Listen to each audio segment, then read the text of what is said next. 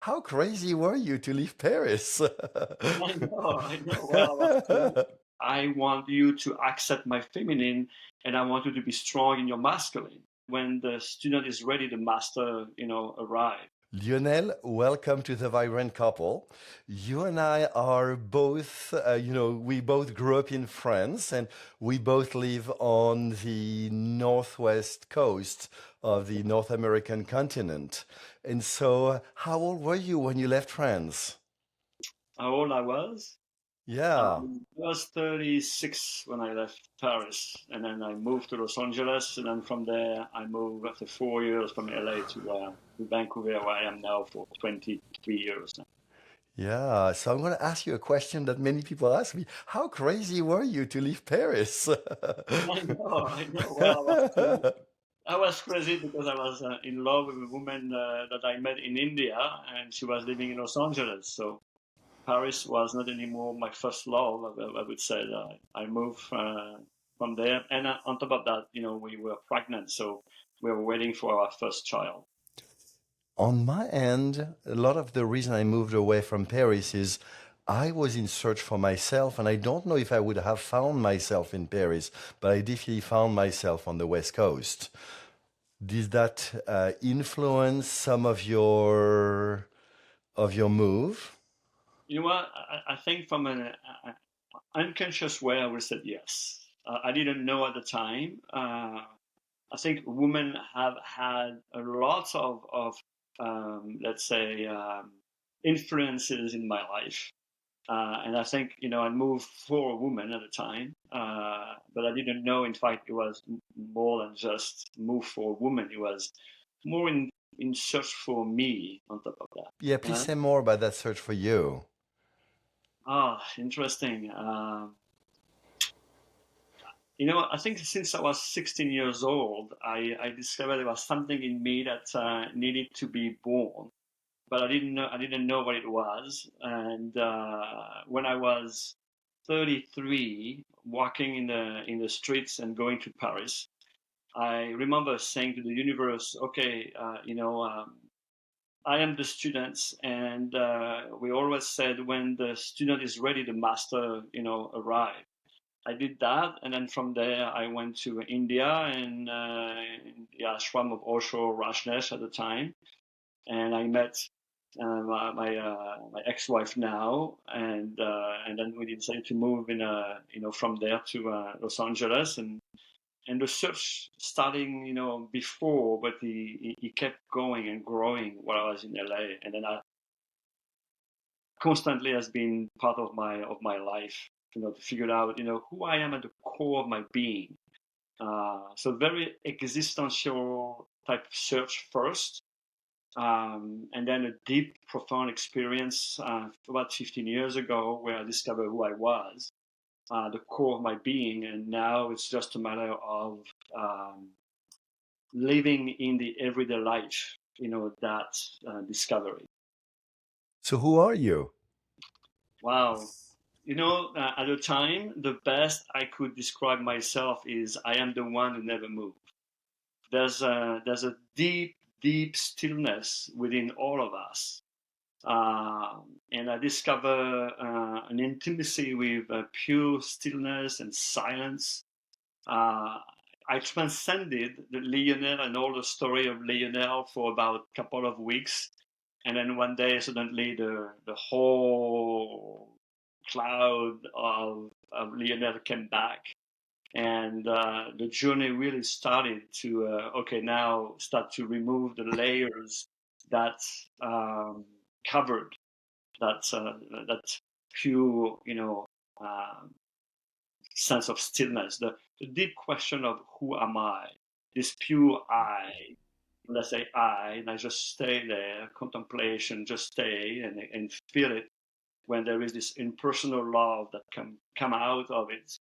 My company, the coaching business, the time I call this living spirit, because this is what I realize is to live spirit in every single day life. It's what I call a mature spirituality rather than, spiritual here, but not in in other area of my life, which brings to the notion of relationship as well. Very, very important to be as aware, conscious, honest, open. So, on one hand, I could hear that you got in touch with your deep spiritual nature. On the other end, which will be more worldly, it seems that you got in touch with your divine masculine. Yes, and the divine masculine, needs to be anchored in everyday life, and that's the journey right now. We're more in, let's say, in the foreground. We said to be asked to be in my divine masculine without forgetting the divine feminine. I did tantra.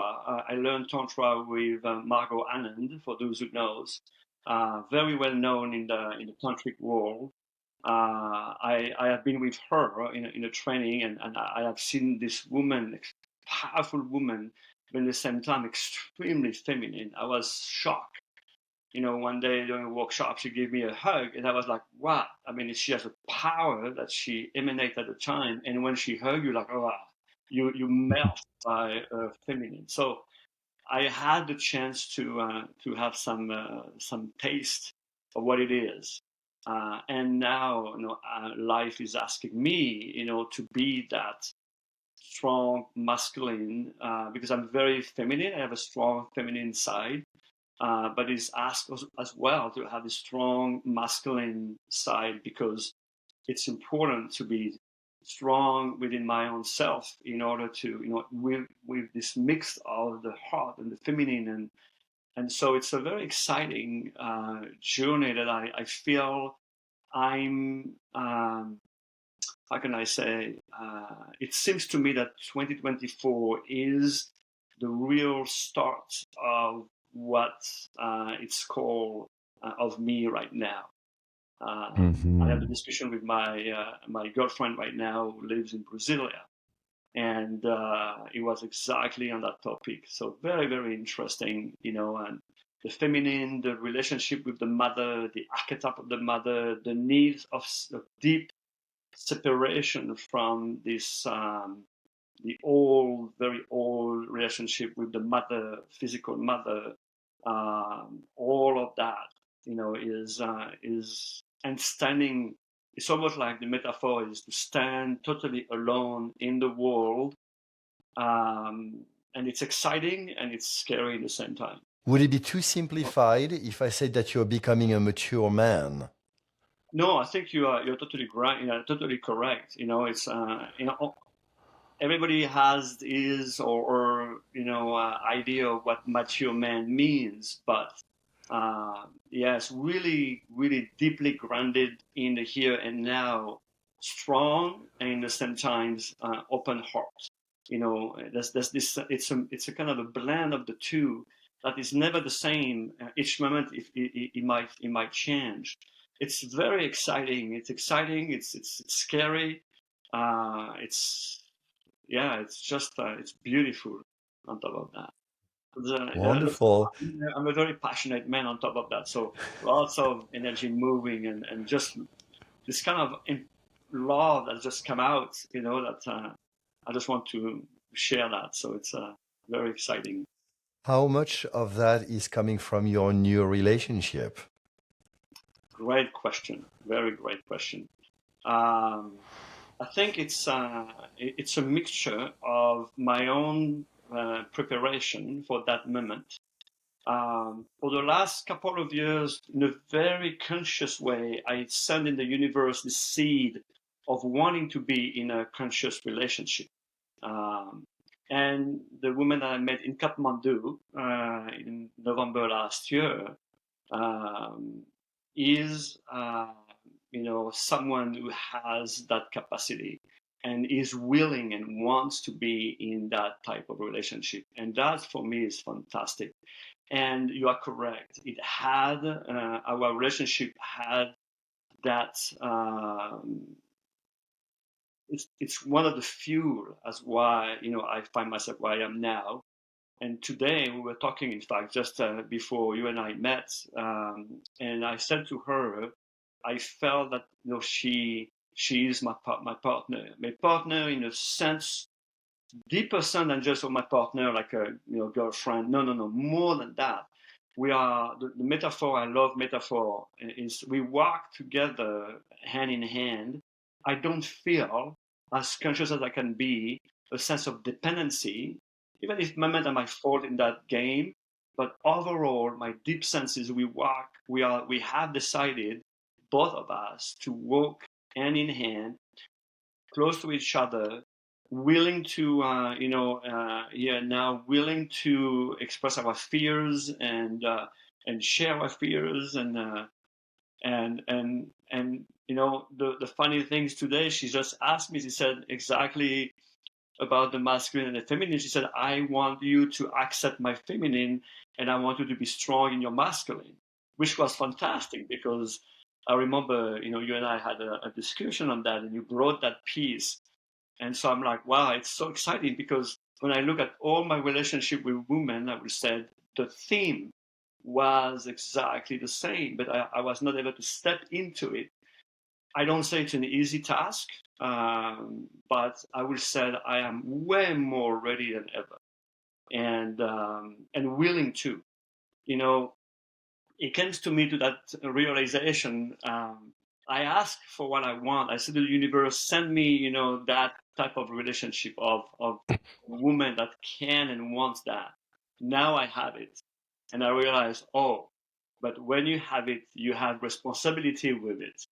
And that means, what am I willing now to do to change for me and for her and for the relationship. And my vision when I think about my relationship and what's going on in my life right now in this moment is really standing on my own 2 feet in the world and walking my path. I have no clue. It's exciting and it's scary because there's lots of unknown.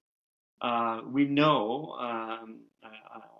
with my partner, this wonderful woman that I met, um, that it's not going to be easy. We know that we are going to trade each other, but the fact to know that just the fact that in less than 2.5 months, we have deepening our conversation and connection, to that level.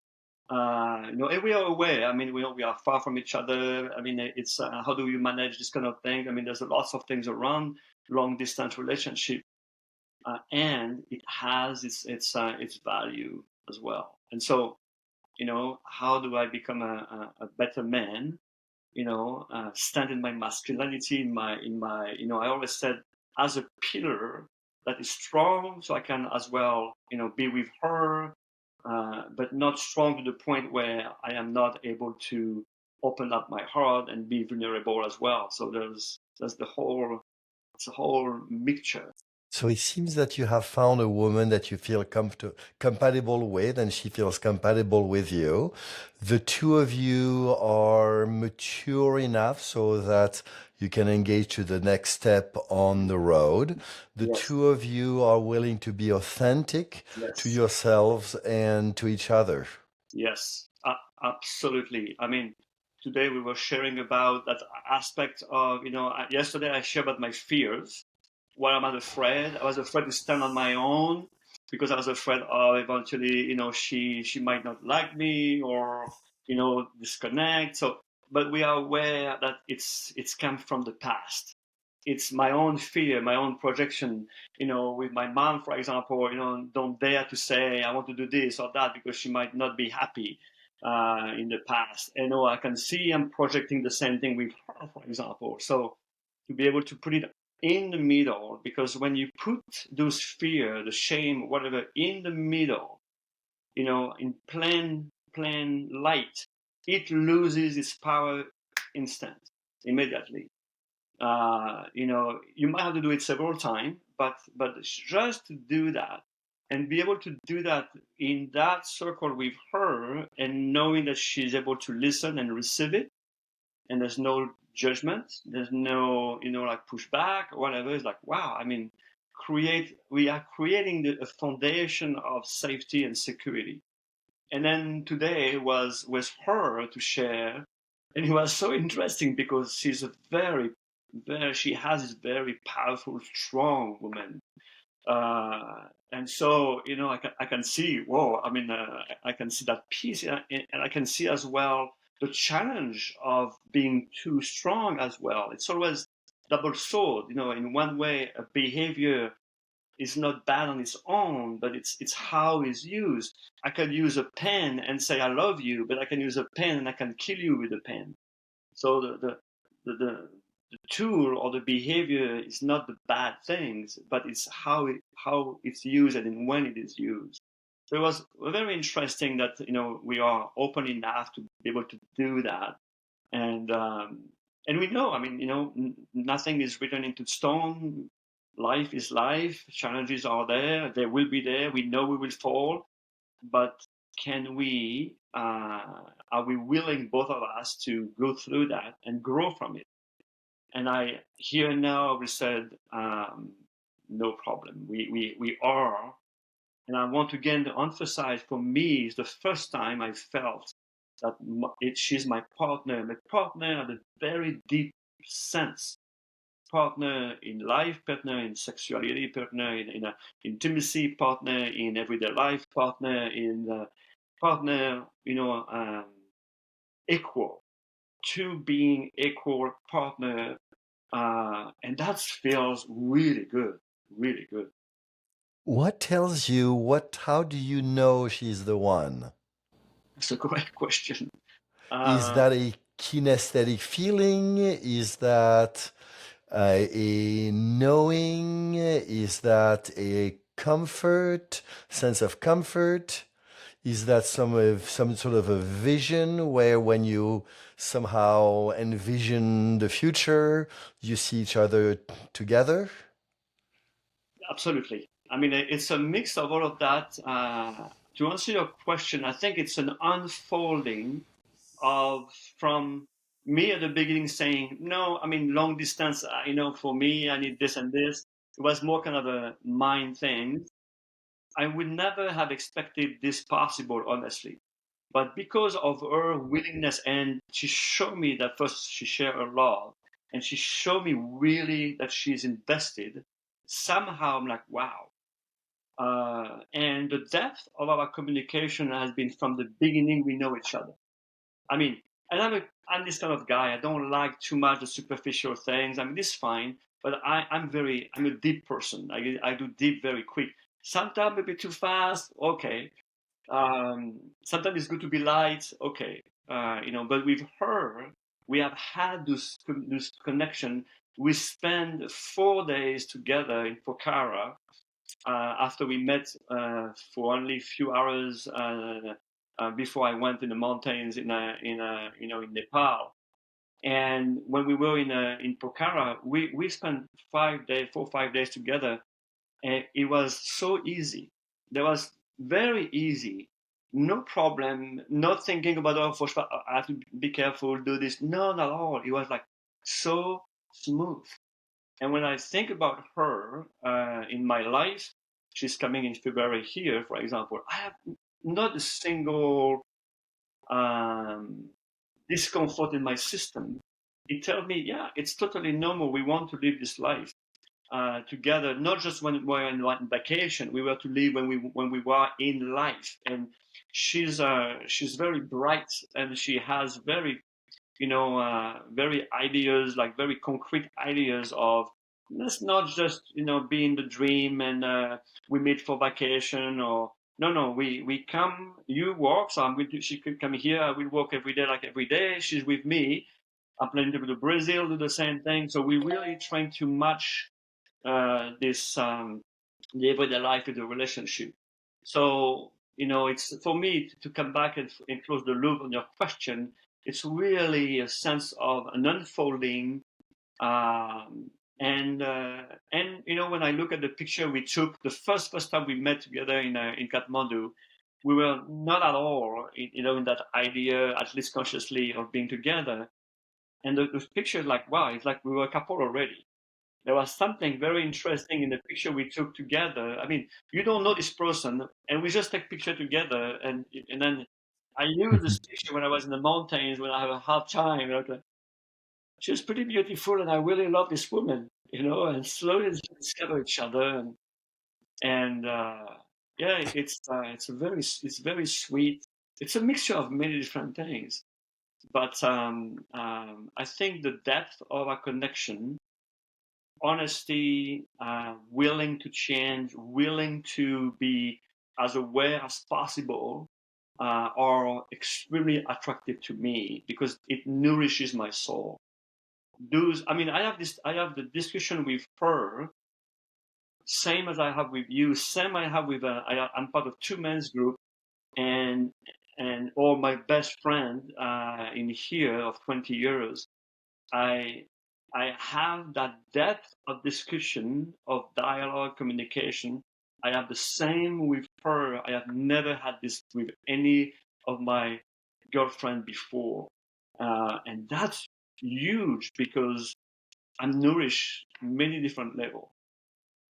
What do you think you've done in the last, 30, 40 years of adulting and that has brought you to that new, field of emergence in which the two of you can be together with each other, fully present and accepting of each other and creating that partnership? What do you think you've done? What were the few Oh, ingredients that somehow you would recommend others to do?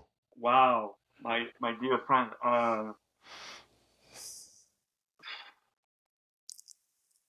I mean, I have done a lot of personal work for sure.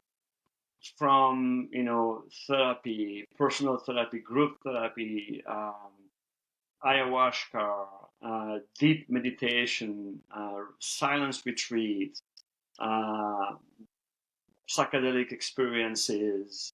But I think there's something I don't know. If it's I don't know. It all depends of each individual. But for me, I always had this strong um, pull to change. There's something in me that's always called me. To give you an example, when I was in my 30s, I mean, my upbringing was very challenging. To give you an idea, when I was in my 30s, I already started doing group therapy groups and everything when I was in my 20s. But when I was in my 30s, I had a very profound experience where at some point I was doing a workshop and I was always in the corner, totally disconnected from other people. And I did an experience one day, and something very profound came out of my voice, which I was shocked at the time. And the person who was doing the workshop said to me, "Well, you don't speak much, but when you talk." And I've never had that things happening for the next 25, 30 years, until one day I discovered that in fact that deep sense, this deep calling, expressed itself 30 years ago. But it took me 30 years of deep inner work to be able to start to touch it. When you spend, I did the big transformation happened when I was with Baron Katie doing the ninth school intensive. When you question your mind, every belief for about 9 to 10 hours a day for 9 days, very intense. And that's where I had this deep realization that I am more, but I have as well this deep existential search. So my upbringing somehow was the let's say, if you look at the lotus and the dirt, where the roots are. I don't say I'm the lotus, far from it. But what I want to say is that difficult upbringing has beautiful value, because of that I have not been, um, let's say, built in a particular framework. I had to create my own self in a way, and so deep search was very important. I think I I will suggest for people to there's you need to have the desire to change, to realize that what you're doing, first of all, is not working, and what do you really want? What do you want in life? What do you really want that is important for you? You know, when I work with clients, this is one the question I ask: what do you want? If you don't know what you want, I was doing stop smoking, you know, in the past. I always ask, what do you want to stop? Oh, because my girlfriend asked me, my doctor, no, that doesn't work. I hope I changed. Sorry, here there's no hope. You want or you don't want. It's very crucial that we know what we want, we know why we want to change. Unfortunately, sometimes, most maybe often, we wait until we have a catastrophe in our life, when life pushes us against the wall and we have to change, or we resist so much. I have done that a lot. But I think the desire to change and the knowing of why I want to change and be willing to make mistakes, it's important. You hear this phrase, be the change you want in the world. Well, now I understand what it means. From my own experience, it's very, very important. This is wonderful that you know who you are. I've been doing some research lately on women's dating profiles. So some of it is my own, search for my next life partner. And some of it is also because some of my work is I coach singles who are looking for the next life partner. And one of the things that is consistent is women saying, I'm looking for a man who knows who he is and what he wants. So your girlfriend is a very lucky woman to have found a man who knows what he wants. Thank you, Valdo. That's true. That's true. I don't know if she's lucky. I cannot say it, but I think she is. And but I know for me, I will not say I'm lucky. I will say I'm blessed.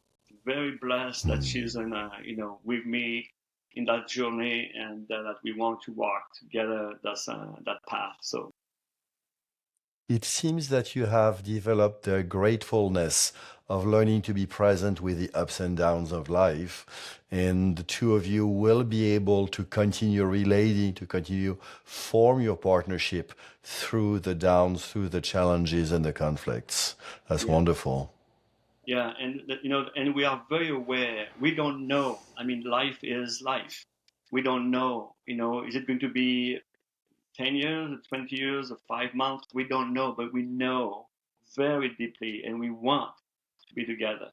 And so, you know, I'm holding that, and yeah, it's deep. Lots of respect and love for her, for sure.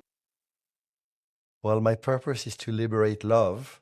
And I have the sense that you found a woman that you feel excited about that next journey in creating more love. Yes, yes, absolutely.